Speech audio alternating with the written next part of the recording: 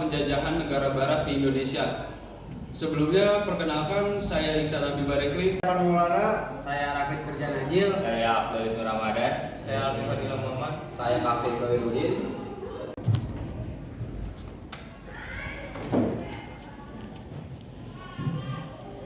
Pertama, ada dari politik dan struktur pemerintahan. Selama masa penjajahan, Indonesia mengalami perubahan besar dalam struktur pemerintahan. Sistem kerajaan tradisional digantikan oleh pemerintahan kolonial. Para raja dan sultan kehilangan kekuasaan mereka dan hanya menjadi simbol. Kolonial Belanda menerapkan sentralisasi kekuasaan yang membuat rakyat Indonesia tidak memiliki hak politik. Dampaknya, Indonesia kehilangan kedaulatan politik dan kebebasan untuk menentukan nasibnya sendiri. Di bidang ekonomi, penjajah memaksa rakyat Indonesia bekerja dalam sistem tanam paksa.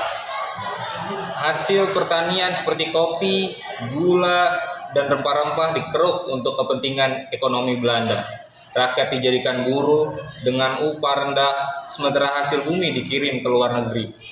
Akibatnya perekonomian rakyat Indonesia melemah dan hanya menguntungkan penjajah, bukan bangsa kita. penjajahan juga berdampak besar pada sosial dan budaya. Perbedaan kelas makin tajam.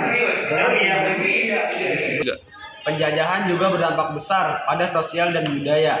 Perbedaan kelas makin tajam dengan pribumi dipandang rendah oleh penjajah. Budaya lokal seringkali dipinggirkan dan terjadi proses penghapusan identitas budaya Indonesia melalui pengaruh barat yang dominan. Budaya kita tertekan dan struktur sosial masyarakat menjadi tidak adil dengan adanya diskriminasi rasial.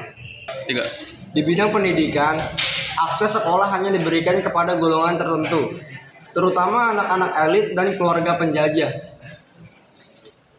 Sekolah-sekolah yang didirikan lebih banyak untuk melatih tenaga kerja yang bisa membantu penjajah, bukan untuk memajukan rakyat. Kesempatan pendidikan yang terbatas menyebabkan rendahnya angka melek huruf di Indonesia, menghambat kemajuan bangsa. Penjajahan memperkenalkan beberapa perbaikan dalam bidang kesehatan, seperti pembangunan rumah sakit dan pengenalan obat-obatan modern. Namun ini hanya dinikmati oleh golongan tertentu. Sebagian besar rakyat hidup dalam kondisi kesehatan yang buruk tanpa akses ke layanan kesehatan yang memadai. Yang terakhir, mobilitas sosial. Mobilitas sosial di masa penjajahan sangat terbatas.